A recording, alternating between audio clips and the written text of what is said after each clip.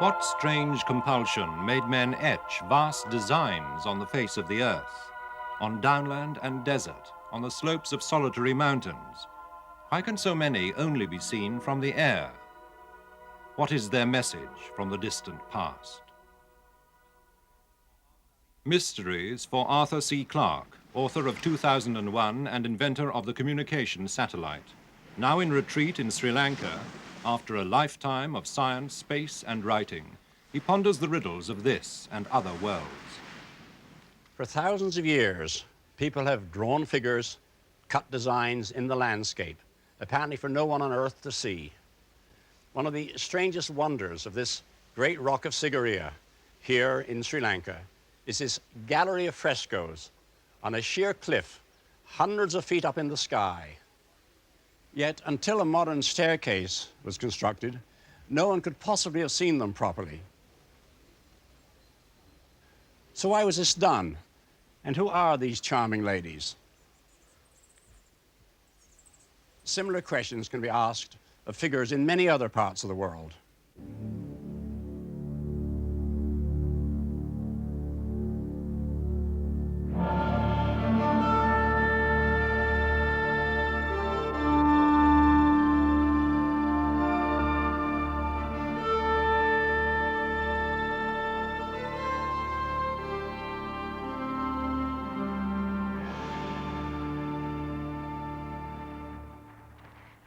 Dawn breaks over the Nazca Desert of Peru, and a hazardous experiment designed to prove that primitive Indians could fly 2,000 years ago.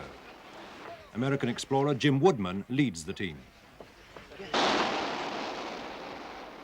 The hot air balloon is made of materials which the ancient Indians are known to have had.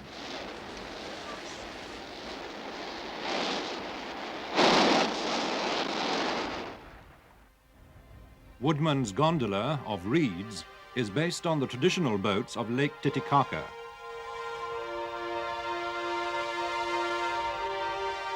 The balloonists risked their lives to try to unravel a mystery etched on the desert beneath them.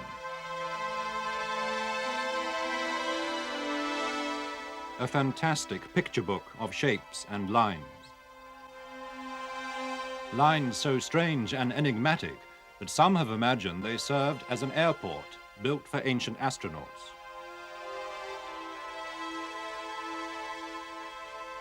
Lines invisible to man until modern aviation came to South America. So grand is the design that Jim Woodman believes the Nazca Indians could only have laid out and admired their giant scratch pad, 200 square miles of it, from the air. American astronomer Gerald Hawkins has tried to map Nazca.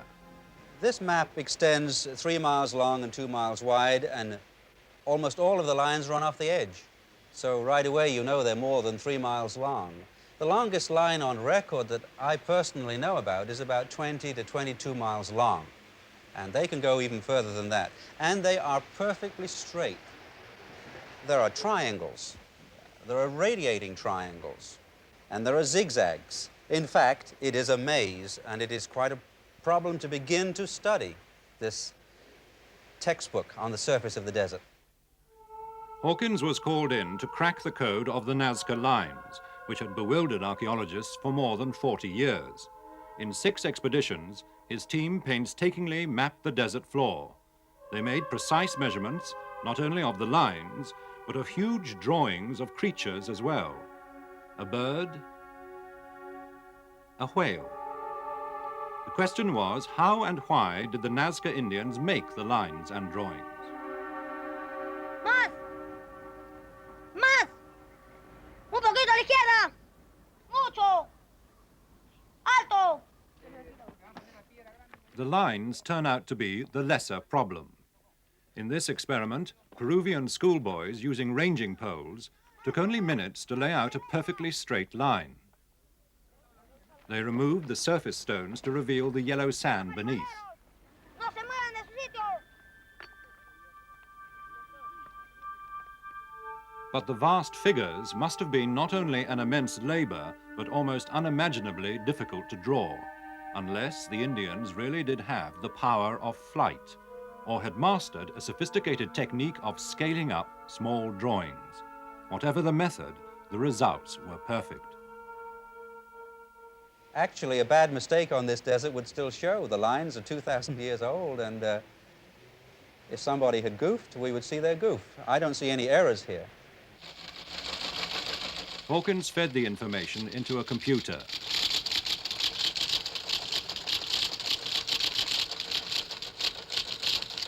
The most likely theory had been that the lines were an astronomical calendar, pointing to the rising and setting places of the sun, moon, and stars. Our immediate conclusion was that the lines as a whole are not an astronomical textbook for calendric purposes. Strangely enough, the lines that seem to work astronomically have a little picture on the end. Here we have a spider, and that line does indeed point to Orion.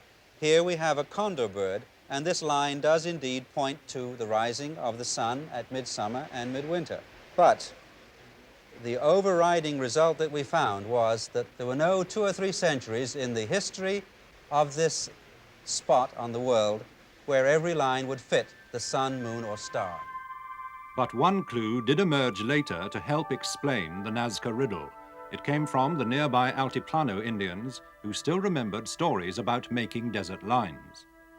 The results that were obtained by questioning the Altiplano Indians show that the lines that they built were pointing to what they would call gods.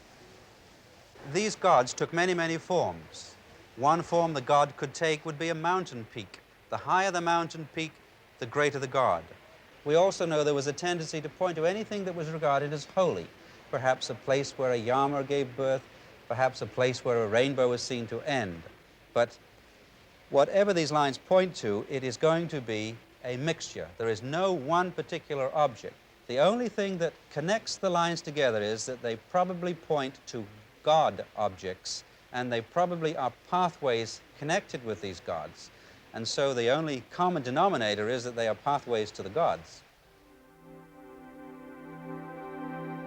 But the urge to leave an imprint upon the landscape is also a curiosity of the English countryside. The first of these badges was cut by soldiers of the Great War in idle hours before rifle practice.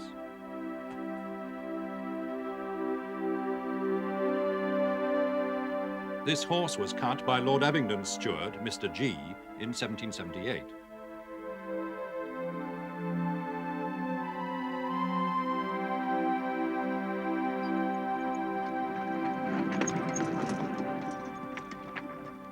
But all the 50 or more chalk figures of England have to be cared for from generation to generation. One of the oldest is the Cerne giant, the rude man of Cerne. But no one knows why he was cut or even what his name is, although the locals have a few ideas. Well, I think he's a Celtic god, really. A sex symbol. We did have one girl that was been married for about 7 years and hadn't managed to have a child, so we told her to go and sit on the giant. Apparently you're supposed to sit up there with your knickers off. I don't know whether she did that or not. But the next spring she was pregnant. I look at him every day. I think he is a sex symbol because he does wonders for me. Others say the giant depicts a dissolute 16th century abbot from a nearby monastery. Or Lord Hollis, an 18th century landowner lampooned by rebellious servants. But the key to the giant's identity may lie in something now missing from the drawing. What did he have in his left hand? Either a trophy, since he's brandishing a club, or perhaps his wife, a woman. Well, I've heard a theory that it's a head. You know, that he'd killed somebody and he's holding the head in his hand. They say that there used to be a dog. He was holding a dog in that hand, on a leash. Some experts believe the giant portrays Nodens, a Celtic hunting god. This Celtic statue found near Cerne shows him like the giant with a club in one hand. In the other he carries a rabbit or hare. Hercules is another possibility. The Romans worshipped him in the 2nd century. Statuettes like this one, found in Bristol, show him with a club in his right hand and draped over his other arm a lion skin.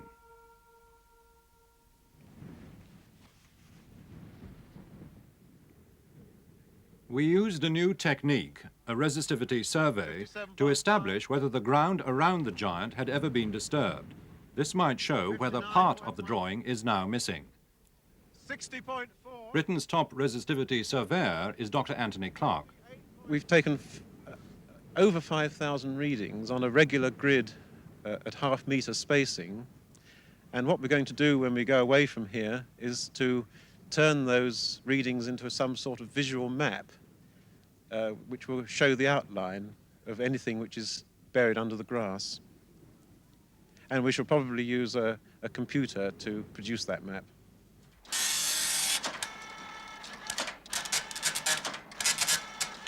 It proves to be an historic experiment. On the computer map, an unsuspected area of disturbed soil appears beneath the giant's left arm.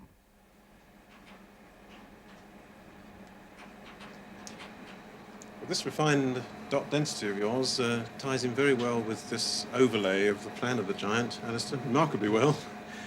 And we can see the feature just about as clearly as I think we shall ever see it here. There can now be little doubt about the rude man of CERN. The resistivity survey has established that there was once a curiously shaped outline, now missing, beneath the giant's empty arm.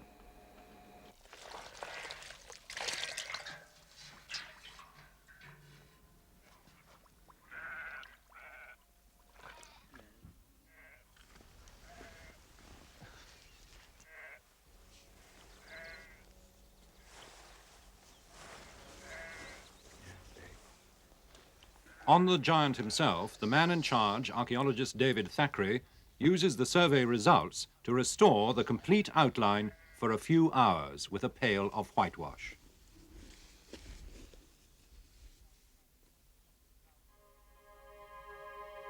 The result is stunningly convincing.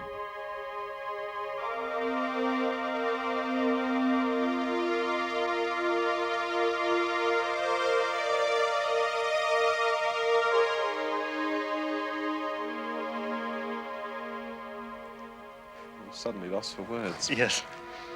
The CERN giant with his new trappings is the image of Hercules with his lion skin. His resemblance to the Roman statuette is unmistakable to David Thackeray. He has so many of the features which Hercules has on portrayals of the period, of the Roman period. He has the club, the great virility, the superhuman size, and now the lion skin just adds great weight to the argument that he is Hercules. He may well have been the symbol of a religious cult, which he has long outlasted. But the origin of much more recent figures is just as obscure. Is this, as some say, King George III riding the Osmington charger? And although the Littlington horse in Sussex was cut as recently as 1925, the artist's name is lost. The strangest of Britain's white horses dominates the Berkshire Downs at Uffington. It's also by far the oldest. In the 12th century, it was mentioned in a book of wonders. Leading archaeologist Professor Stuart Piggott has pondered the origins of the Uffington horse since his childhood in Whitehorse Vale. A pointer to its date lies in the coin room at Oxford's Ashmolean Museum. Looking back into the prehistoric past, at least, the late prehistoric past, the best comparable representations of horses are to be found on early British coins, 1st century BC, pre-Roman, which do show horses on one side of them, and these horses do seem, to most of us, to be very comparable to the way in which the white horse on the hill is shown. Now, they all share the same characteristics. A horse as a wheel, which is the remains of the original prototype, classical prototype of a chariot, and the horse, shown in anything but a classical manner. It's shown as elongated and disjointed, just as with the white horse, the legs have become detached from the body, they've become bananas and dumbbells, and the long neck, and the curious treatment of the head, in which the head is a sort of beak-shaped object rather than anything like a naturalistic horse. And I and many others would say that these provide the best stylistic parallels to the white horse, and therefore there's a reasonable supposition that the horse on the hill dates from the same, more or less the same period as the horse on the coins, 1st century BC.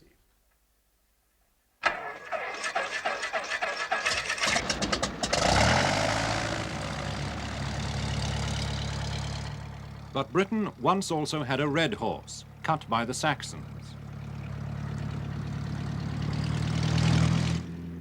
And the men in this plain think they've rediscovered it.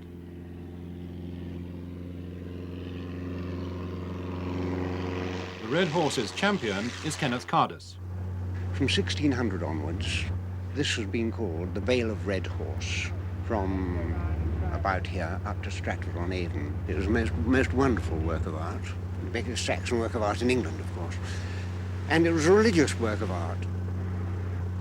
This is a holy place. This is where they worshipped the Saxon god Tiw, the god of victory, the god who gave them victory in war, and naturally gave them land, and then looked after their crops. Beneath this landscape, the red horse now lies hidden. But Cardus believes it re-emerged in this photograph in which he discerned an outline.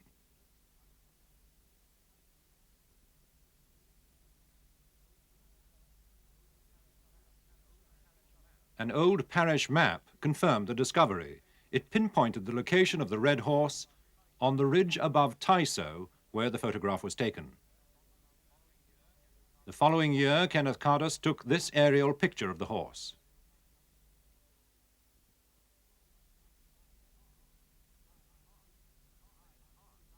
When enhanced, a stylized creature emerges.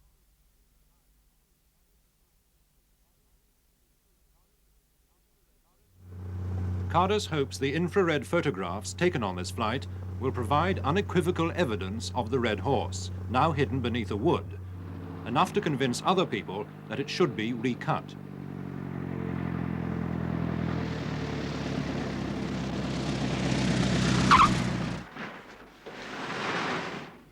With fellow searchers Dr. Sidney Agnew and Graham Miller, it's time to view the results. That's good. That's very good. Or I can easily tell myself that there's a horse there. Don't tell yourself, see it. Come on, Graham. I can see Can you see the bald patch where we excavated on the tip of the ear? That's absolutely there. Can you see it, Graham? Is that is there? Yes, I think so. Don't you think there's a lighter coloration just where the head is?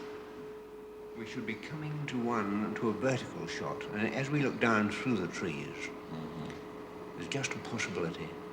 Okay. Last one, this is it. Now there, what about that? No, you've got me. It's too close. The trees are still too close. I don't think anybody will ever see it again. Undaunted, Kenneth Cardus still hopes to recut the red horse of Tysoe. It was one of the great landmarks of England. This was the Vale of Red Horse, up to 1600, and it ought to be again. If the figure were recut, we would have the Vale of Red Horse back again.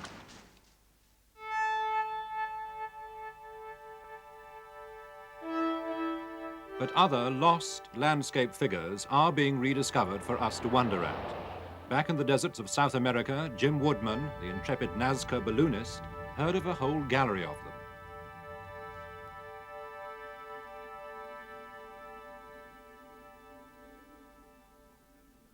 From Nazca, it meant a journey 600 miles to the south, to the heart of the hostile Atacama Desert of Chile.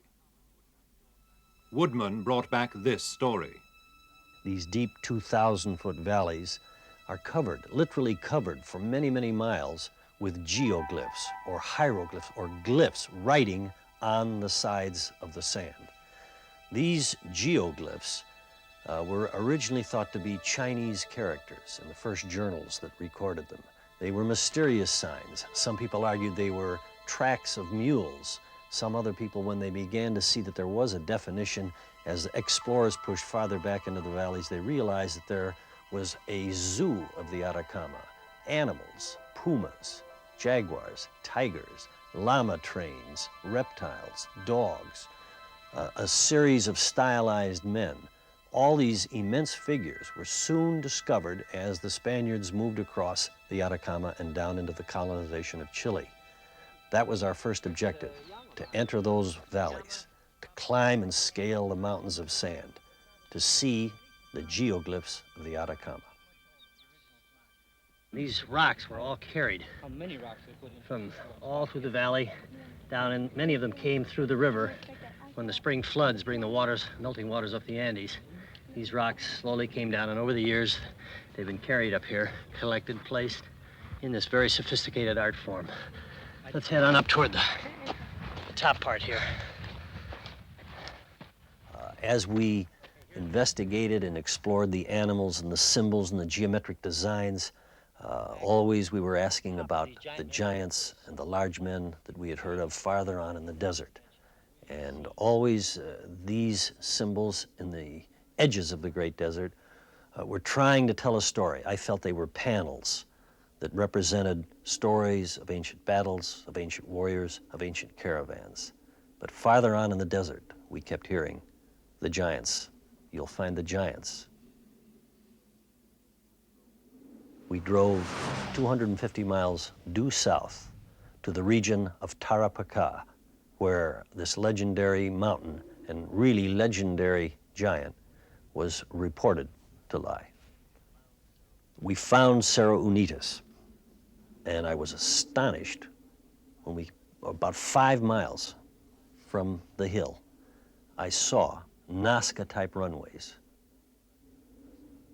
We pressed on and got to the base of the runways and began a climb around the edge of the largest ridge on this solitary mountain.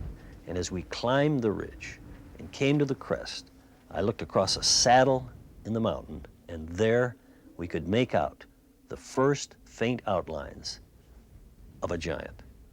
The mammoth size of the giant ran over the crest of the mountain, so it's impossible on the ground to get the full scope of a giant. In fact, had we not known he was a giant, there was no way of telling really what we were exploring.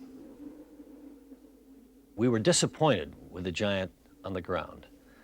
The head and crown area was so confusing, we could only spot the large piles of rocks that were the giant's eye.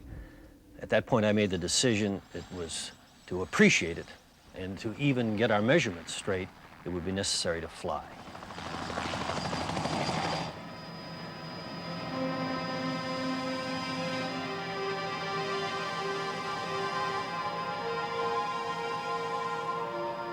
Through the plexiglass ahead, I could see Cerro Unitas, the lone mountain. And as we flew closer, I had the helicopter slow, and the view of the giant that began to come into view was incredible. Here, the disorganized form that we had seen close up as we explored the mountain the day before suddenly became finely engraved on the mountain ahead. And as we flew closer, I began to realize the tremendous size of the giant, for the feet and the crown and the rays and the arm with the arrow all became sharply in focus. Looking toward us in the sky was the largest man that ancient man ever created. It was an exciting moment as the helicopter descended to 750 feet. I stopped, I took out my still camera, I began to photograph that drawing. And as you hang there in the air, looking down into this face that stared skyward for 1,000 years, you realize that this drawing was made by ancient people to be seen from the air, either by the gods or by someone with the power of flight.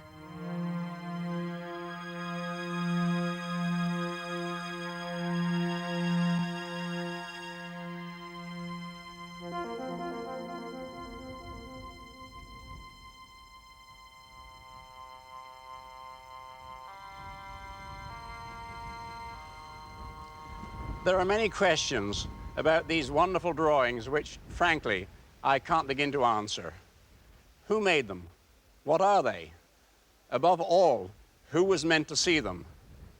Perhaps we need look no further than man's desire for immortality is urged to leave some abiding mark on the face of his planet.